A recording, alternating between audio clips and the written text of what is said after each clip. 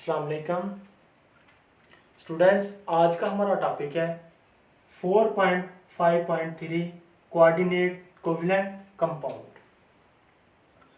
अब coordinate covalent compound को discuss करने से पहले हम थोड़ा ओवरव्यू ले लेते हैं।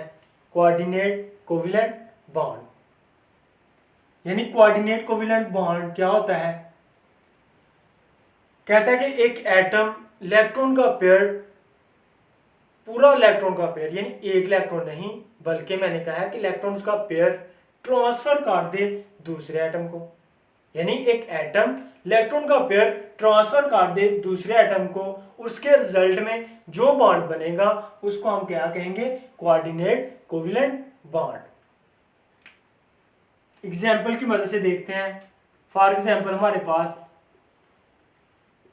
NH3 है।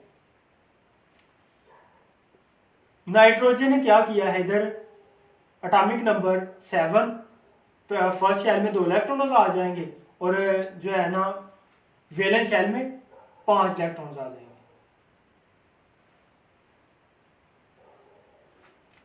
अब हुआ क्या है कि इधर नाइट्रोजन 3 बॉन्ड बना लिए, किसके साथ? हाइड्रोजन के साथ। और इसके पास अभी 2 इलेक्ट्रॉन फ्री इलेक्ट्रॉन्स हैं जिसने किसी के साथ भी बॉन्ड नहीं बनाया हुआ। अब क्या होता है कि अगर इसके पास कोई ऐसा एटम आ जाए जिसको 2 इलेक्ट्रॉन्स की जरूरत है तो नाइट्रोजन क्या करेगी? उसको 2 इलेक्ट्रॉन्स अपने ट्रांसफर कर देगी। फॉर एग्जाम्पल हमारे पास हाइड्रोजन आयन है। ये इस प्लस का क्या मतलब है? यानी एटॉमिक नंबर 1 था तो इस एटॉमिक नंबर इसका 1 था, एक ही इलेक्ट्रॉन था इसके पास, प्लस लिखा, इसका मतलब है वो भी इसने इलेक्ट्रॉन डोनेट कर दिया। अब होता क्या है? अब इसको कितने इलेक्ट्रॉन की जरूरत है? 2 इलेक्ट्रॉन की। अब होगा क्या? ये जो नाइट्रोजन के पास 2 फ्री या नॉन बॉन्डेड इलेक्ट्रॉन्स पड़े हुए हैं, ये क्या करेगी? नाइट्रोजन ट्रांसफर कर देगी किसको? हाइड्रोजन को। मजीद इसको हम देख लेते हैं। यानी ये हमारे पास क्या थी? नाइट्रोजन थी, 3 बॉन्ड हाइड्रोजन के साथ बनाए हुए हैं और 2 इसके पास जो है ना लोन या एक इसके पास लोन पेयर है, या तो कह रहे कि 2 इसके पास ये जो इलेक्ट्रॉन्स थे ये इसने डोनेट कर दिए किसको? हाइड्रोजन को, हाइड्रोजन आयन को। इसके ये प्लस इधर आ गया। क्या हुआ है? NH3 था, नाइट्रोजन ने 3 बॉन्ड बना लिए हाइड्रोजन के साथ शेयर करके। 2 इसके पास जो है ना, एक इसके पास इलेक्ट्रॉन्स का पेयर था, वो इसने क्या कर लिया? ट्रांसफर कर दिया किसको? हाइड्रोजन को। ट्रांसफर करके क्या बना लिया? बॉन्ड बना लिया। और ऐसे बॉन्ड को हमने क्या कहा था? Coordinate covalent bond. यानी एक एटम जो है इलेक्ट्रॉन ट्रांसफर कर दे, सिर्फ एक ही एटम कर रहा है जो है ना इलेक्ट्रॉन ट्रांसफर, ये नहीं कर रहा हाइड्रोजन, सिर्फ एक ही एटम यानी ये जो नाइट्रोजन है ये इलेक्ट्रॉन ट्रांसफर कर रहा है किसको? हाइड्रोजन को। एक एटम इलेक्ट्रॉन ट्रांसफर कर दे दूसरे एटम को और उसके रिजल्ट में जो बॉन्ड बनेगा उसको हम क्या कहते हैं? Coordinate covalent bond. यह हमने एग्जांपल की मदद से देखा भी है। और कोऑर्डिनेट कोवेलेंट बॉन्ड के रिजल्ट में जो प्रोडक्ट बनती है ना, इसको आप क्या कह सकते हैं? Coordinate covalent compound. अडक्ट भी बोलते हैं इसे वैसे। यानी कि कोऑर्डिनेट कोवेलेंट बॉन्ड के रिजल्ट में जो प्रोडक्ट हमारे पास बनेगी उसको हम क्या कहेंगे?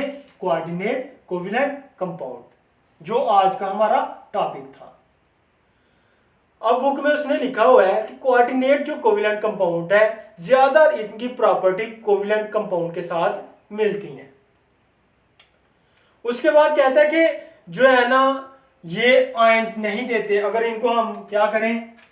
फॉर एग्जाम्पल पानी में डिजॉल्व करने की कोशिश करें इनको, यानी ये पानी है हमारे पास, तो ये क्या होगा कि ये आयन पानी में नहीं देंगे, लेस सॉल्युबल होंगे, क्योंकि ये शेयरिंग के रिजल्ट में बॉन्ड है, इनके पास कोई फ्री इलेक्ट्रॉन्स नहीं है। तो हम कह सकते हैं कि जब हम या ऐसा होता है कि जब हम पानी में इनको क्या करते हैं, सॉल्युबल करने की कोशिश करते हैं, जब पानी में इसका सोल्यूशन बनाते हैं तो इनका सोल्यूशन नहीं बनेगा या ये पानी में आयंस नहीं देंगे।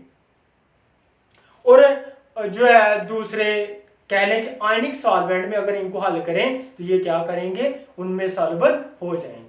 उसके बाद उसने बुक में लिखा हुआ है कि ये क्या है, रिजिड कंपाउंड है यानी सख्त कंपाउंड है। उसके बाद ये क्या होते हैं, डाइपोल होते हैं। ये था हमारा टॉपिक कोऑर्डिनेट कोवेलेंट कंपाउंड। और हमने कहा जो है ना, सबसे पहले हमने डिस्कस किया कोवेलेंट बॉन्ड को, कोऑर्डिनेट कोवेलेंट बॉन्ड को, और कोऑर्डिनेट कोवेलेंट बॉन्ड को जो हमने इसकी डेफिनेशन की कि कोऑर्डिनेट कोवेलेंट बॉन्ड ऐसा बॉन्ड होता है जिसमें एक एटम इलेक्ट्रॉन क्या कर देता है, इलेक्ट्रॉन्स का पेयर ट्रांसफर कर देता है दूसरे एटम को, और उसके रिजल्ट में जो बॉन्ड बनता है, जो प्रोडक्ट बनती है, उसको हम क्या करते हैं, कोऑर्डिनेट कोवेलेंट कंपाउंड। आगे अगला नेक्स्ट जो हमारा टॉपिक है मेटल्स 4.5.4।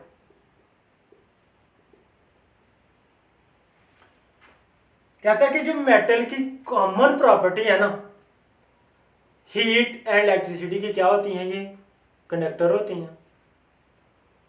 यानी इनमें हीट एंड इलेक्ट्रिसिटी क्या हो सकती है, गुजर सकती है या कंडक्ट ये कर सकती हैं। उसके बाद कहता है कि इसका बड़ा जो बहुत सी इंडस्ट्रीज हैं जिसमें ये बड़ा अहम किरदार जो अपना अदा कर रही हैं। अब इसकी उसने बुक में कुछ प्रॉपर्टीज दी हुई हैं, वन बाय वन हम उनको डिस्कस कर लेते हैं। पहली प्रॉपर्टी है, कहता है कि जो मेटल्स हैं ये क्या करती हैं, शो करती हैं मेटेलिक चमक यानी मेटेलिक लस्टर।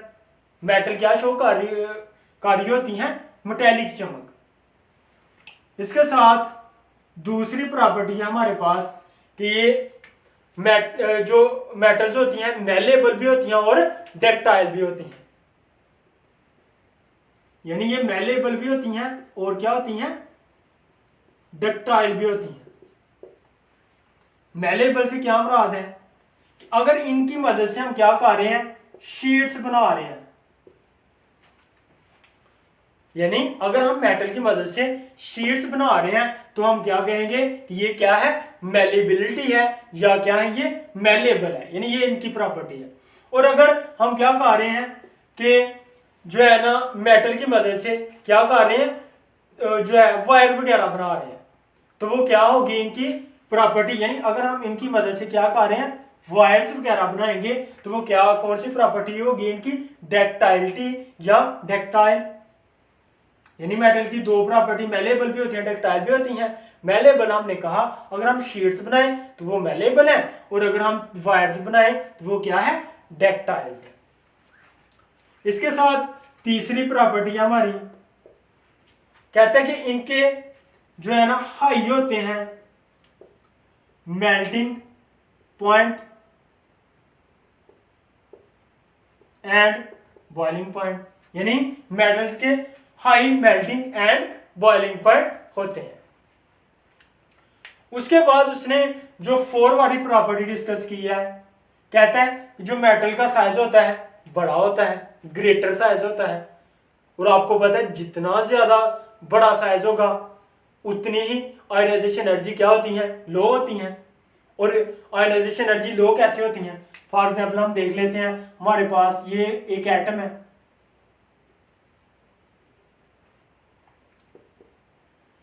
अब होता क्या है, ये हमारे पास कह लें कि ये एटम का क्या है, वैलेंस शेल है। अब न्यूक्लियस की फोर्स ऑफ अट्रैक्शन सबसे ज्यादा किस पे है, इस शेल पे, इस शेल में जो इलेक्ट्रॉन्स हैं।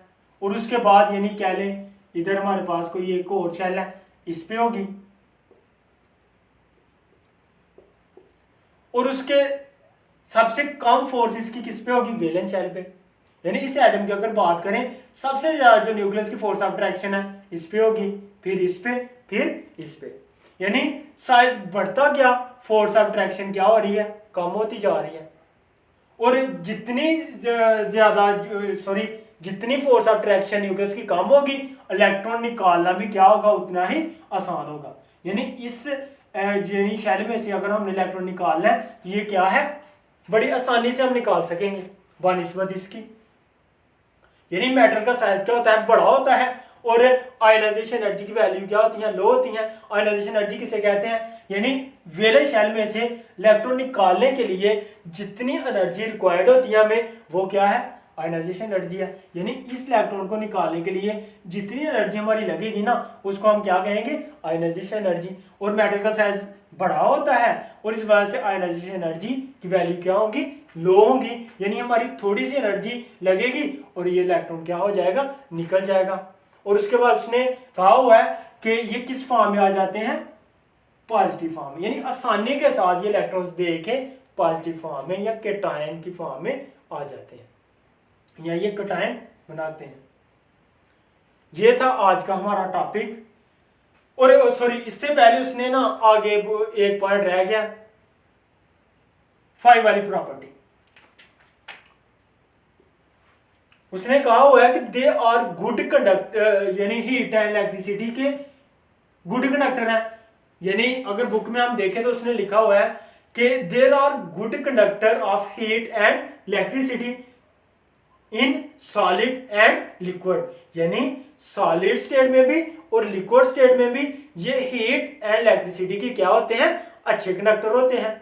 और इसकी रीजन उसने बताई हुई है, फ्री इलेक्ट्रॉन या मोबाइल इलेक्ट्रॉन्स होने की वजह से ये सॉलिड स्टेट में भी और लिक्विड स्टेट में भी गुड कंडक्टर होते हैं हीट एंड इलेक्ट्रिसिटी के। 5 प्रॉपर्टी थी। पहली थी मेटालिक क्लस्टर, दूसरी थी मेलेबल, यानी शीट्स बनाए तो ये मेलेबल है। अगर हम वायर बना रहे हैं तो ये क्या है, डक्टाइलिटी है। 3 वाली प्रॉपर्टी थी हाई मेल्टिंग एंड, इनके मेल्टिंग और बॉइलिंग पॉइंट्स हाई होते हैं। 4 वाली थी कि साइज बड़ा होता है, आयनाइजेशन एनर्जी की वैल्यू क्या होती है, लो होती हैं, और ये आसानी से पॉजिटिव चार्ज की फॉर्म में आ जाते हैं। और एंड वाली थी कि ये हीट एंड इलेक्ट्रिसिटी की क्या होती हैं, अच्छी कंडक्टर होती हैं, सॉलिड स्टेट में भी और लिक्विड स्टेट में भी। और रीजन उसकी यही है, फ्री इलेक्ट्रॉन होने की वजह से या मोबाइल इलेक्ट्रॉन होने की वजह से। उम्मीद है कि आपको समझ आ गई होगी। अगर कोई कंफ्यूजन हो तो कमेंट बॉक्स में आप कमेंट कर सकते हैं। ओके जी, अल्लाह हाफिज।